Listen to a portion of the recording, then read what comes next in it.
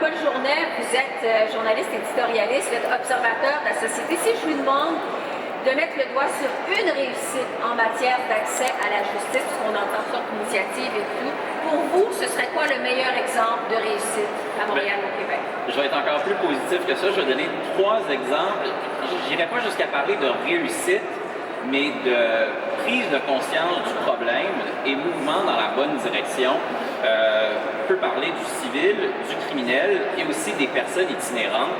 Pour le civil, on avait déjà eu, on a changé quand même le code de la procédure civile. Il y a un travail de fond qui a duré plusieurs années. Maintenant qu'on a ce nouveau code-là, il est encore peut-être un peu tôt pour juger des conséquences de tout ça, parce que ça fait à peine 1 an qu'il est en vigueur. Et le commentaire qui revient le plus souvent quand je parle à des experts, c'est qu'il y a une bonne partie de la réussite de ce virage-là qui est dans les mains des juges, qui vont devoir vraiment bien gérer les instances pour s'assurer qu'il n'y ait pas de délai déraisonnable, de multiplication des procédures, expertise suivie d'une contre-expertise, qu'on vraiment une gestion plus serrée de l'instance pour que ça se déroule plus rapidement. Mais déjà, il y a quand même un bout du travail qui a été fait. En termes de criminels, on a été un petit peu moins proactif, mais quand même, il y a un peu plus d'1 année, il y a un comité, parce qu'il y a un peu plus d'1 année, pour revenir dans le cas de Montréal, la responsable du district de Montréal avait carrément dit qu'elle avait perdu confiance à cause des délais déraisonnables en matière de justice criminelle. Et il y a un comité qui avait été formé, qui avait réuni plusieurs acteurs où on essayait de réfléchir à comment changer tout ça. Et est venu quelques mois après, l'été dernier, l'électrochoc du jugement de la Cour suprême Jordan, qui a vraiment mis de la pression sur tout le monde, qui a précipité les travaux du comité. Et là, on en est arrivé avec grosso modo 2 catégories de solutions. La première, à cause de cette pression-là, on a ajouté des ressources, 175 millions de dollars en 4 ans. On a nommé plus de juges à la Cour du Québec, à la Cour supérieure. Il y a les travaux des comités qui sont sur l'aspect un peu plus difficile à nommer précisément, mais peut-être encore plus important, celui de la culture des délais, comme on l'appelle. Mais encore là, il est très tôt pour savoir quels sont les résultats de tout ça, mais au moins, on comprend qu'il y a un problème, puis on semble avancer dans la bonne direction. Puis sur le 3e aspect, pour les personnes itinérantes, j'ai peut-être plus un commentaire sous forme de question. Il me semble qu'on commence à changer un peu la façon de concevoir le problème. On est en train de changer un peu les cadres conceptuels. D'abord, à Québec, il y a une politique de l'itinérance. Je serais curieux de savoir qu'est-ce que ça donne concrètement, parce que quand on parle de politique, on parle de grands objectifs, comment on veut orienter l'action gouvernementale, mais c'est pas ce qui est le plus précis. Donc ça, c'est pour Québec. Pour Montréal, la simple création du poste est en soi un geste. Et la dernière mesure, je vais m'arrêter là-dessus, puis après j'aimerais ça vous entendre parler de ça, mais c'est, il y a le mouvement, je crois, pour mettre fin à l'itinérance, qui essaie un peu de changer l'action, de pas seulement axer les interventions sur les interventions d'urgence pour héberger les gens, mais aussi pour les outiller, pour leur permettre de sortir de la rue. Et un des aspects de ça, bien évidemment, j'imagine, c'est la judiciarisation, tous les autres éléments là, sociaux, là, mais je ne sais pas si ça, concrètement, si on peut conclure déjà qu'il y a des gains qu'on est capable d'identifier précisément. Monsieur Laroute, protecteur à l'itinérance, voulez-vous répondre à la question? Effectivement, écoutez, la politique nationale en itinérance était un jalon incontournable depuis 2014 d'avoir une politique et ouvre la voie à tous les possibles. Là, après ça, reste à voir qu'est-ce qui sera fait. Quelques mois après la politique, il y a un plan d'action interministériel dans lequel il y a toutes sortes d'actions au niveau de la justice qui sont mises de l'avant. Et ça m'amène aussi à parler des défis de tout ça. On a une nouvelle vision d'aborder effectivement l'itinérance qui nous amène vers de nouveaux besoins. Sauf qu'effectivement, le système est en marche. M. Noreau le disait, c'est un système qui peut se nourrir parfois et qui est long. Mais c'est certain qu'on commence à développer la vision de pouvoir déjudiciariser les gens et d'éviter la judiciarisation. Donc, il faut aller en amont de la justice. Un plan d'itinérance permet de revoir les interventions et de se dire, écoutez, le problème n'est peut-être pas nécessairement au niveau de la justice, le problème est peut-être dans nos comportements, dans la façon dont on accompagne et qu'on aide La simple urgence, comme vous disiez, M. Journet, ne met pas fin à l'itinérance. Ce qui met fin à l'itinérance, c'est une compréhension et une collaboration. Donc, dans l'avenir, avec une politique en itinérance et un respect de la citoyenneté, ça va être de se poser la question comment on arrête de judiciariser des gens qui sont d'abord et avant tout dans leur malheur, qui sont sans abri. Comment on va travailler avec nos services de police, comment on va revoir notre réglementation et surtout l'application de cette réglementation. Donc, il y a tout un processus, il y a des processus qui s'en viennent et qui sont très intéressants.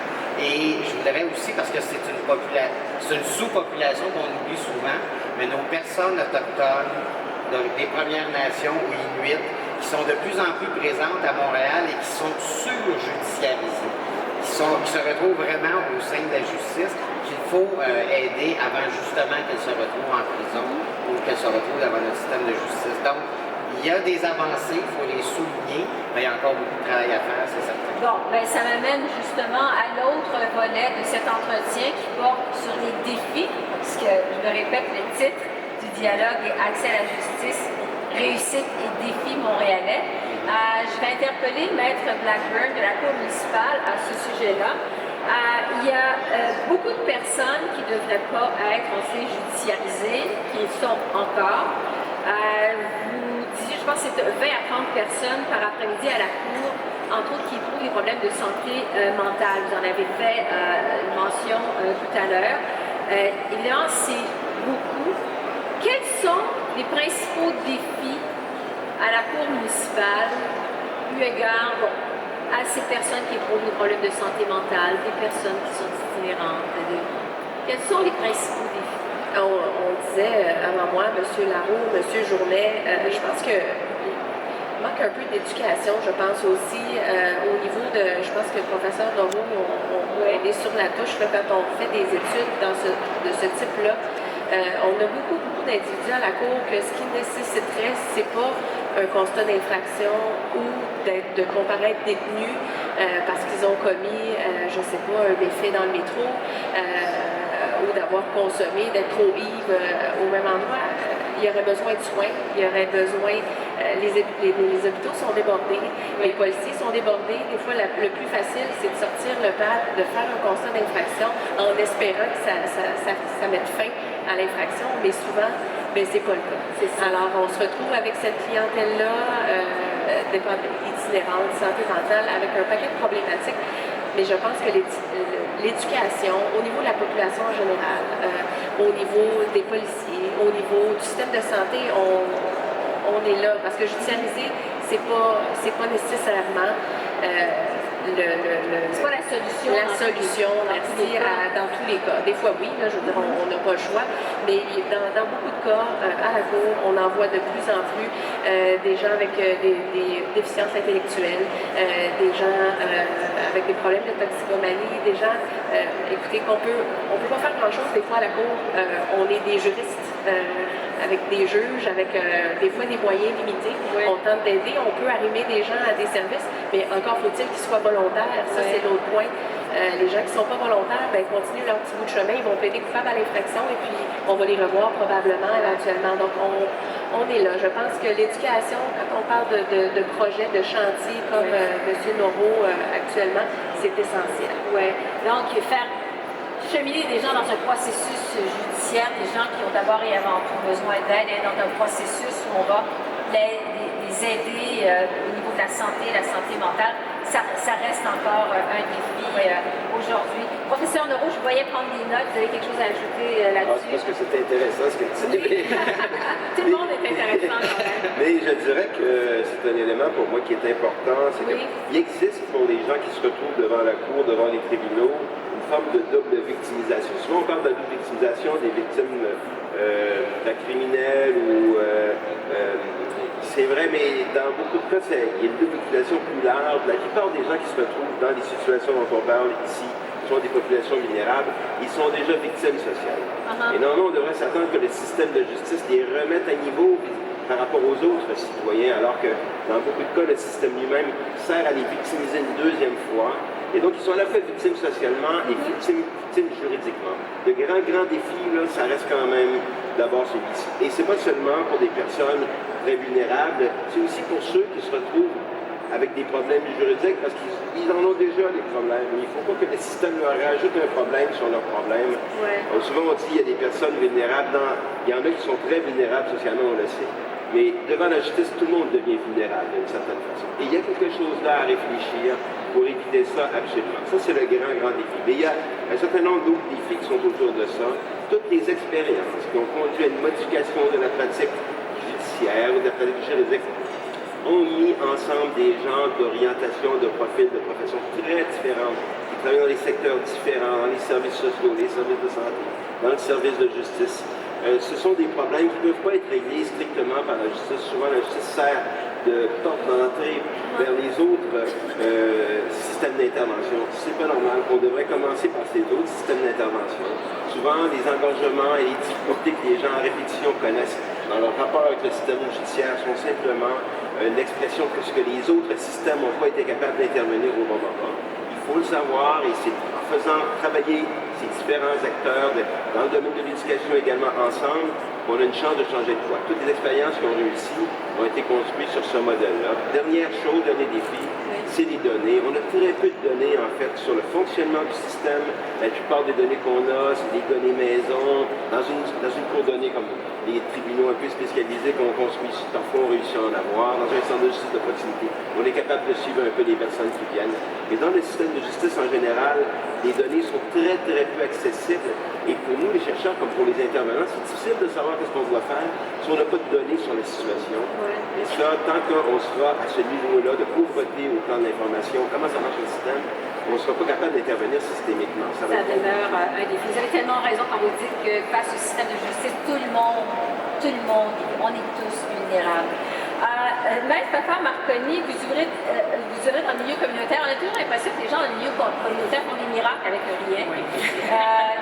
Vous le disiez tout à l'heure, vous recevez 120 personnes pour 4 avocats chaque semaine. Oui. Qu'est-ce que c'est au centre de justice de proximité vos principaux, je devrais dire, défis? Le principal défi? Il y en a plusieurs, mais deux grands, là, je dirais. D'abord, au niveau des ressources, c'est sûr, on est un organisme communautaire, on est passionné, on aime ce qu'on fait, mais on ne peut pas régler tous les problèmes avec notre enveloppe budgétaire. On est chanceux à Montréal. On a quand même une position très privilégiée. On a une subvention du ministère de la Justice, c'est récurrent, tout ça. Mais on n'a pas assez de ressources pour servir la population, le bassin de population de 4 millions. À 4 avocats, on ne fournit pas. On fait bien ce qu'on fait, mais on ne peut pas en faire pour tous les citoyens, malheureusement. Il faut se restreindre. Et d'un autre côté, moi, le grand défi que je vois au quotidien, parce que là, on travaille sur le terrain. Hein? On est à même de voir les gens, c'est quoi leur problème, et c'est pas les personnes isolées, c'est tous les citoyens. Et comme le professeur Naud disait, qu'on soit un ingénieur, qu'on ait une maîtrise en biochimie ou qu'on soit une mère monoparentale dans Chicago Maisonneuve, on est tous face au système judiciaire démunis, complètement. Et à Montréal, donc le défi de nos avocats, c'est de prendre la personne devant soi et d'adapter le discours, d'adapter le système d'expliquer un système judiciaire, d'expliquer des lois qui sont malheureusement, je pense, à mon humble avis, faites pour les avocats. C'est pas fait pour le citoyen. C'est pas du tout fait pour monsieur, madame, tout le monde. Alors que, étonnamment, le système judiciaire repose sur qui? Il repose sur le citoyen. Le citoyen, malheureusement, se sent souvent en marge parce que le système est tellement compliqué, tellement gros. Comme je dis, c'est le fameux monstre. Et nous, on est là pour essayer d'expliquer ce système-là. Comme je vous ai dit, dans une consultation d'une demi-heure, 1 heure, on ne peut pas faire le tour de la question. Hein. On ne peut pas, malheureusement, leur donner un cours de droit. Donc, c'est un peu ça, c'est la vulgarisation. Et en plus, on a souvent devant nous des personnes qui se sentent abandonnées par le système parce que le système est tellement gros et compliqué. Et donc, on a face à des gens qui sont très frustrés, qui sont très vulnérables, qui sont démunis. Un problème juridique vient souvent avec toutes sortes d'autres problèmes sociaux, de santé, etc. Et ça peut mener à des gens très frustrés, des quérulents qui voient des problèmes juridiques partout. Et donc, et la couche de plus à Montréal, c'est les barrières linguistiques, les barrières culturelles. Donc, pas juste linguistique, c'est pas juste je comprends pas le français ou l'anglais, mais je comprends pas le système. Un Québécois moyen ne comprend pas le système. Imaginez quelqu'un qui vient d'un autre pays, fraîchement arrivé, qui parle pas la langue, ben non. connaît pas les lois, Et voilà. un des exemples qui me revient tout le temps, c'est il y a quelques années, j'avais dans mon bureau quelqu'un qui venait d'un pays où, pour la dette civile, c'est encore possible de se faire emprisonner. Donc, pour une dette civile, il faut avoir un emprisonnement. Au Québec, c'est plus le cas, ça fait très longtemps.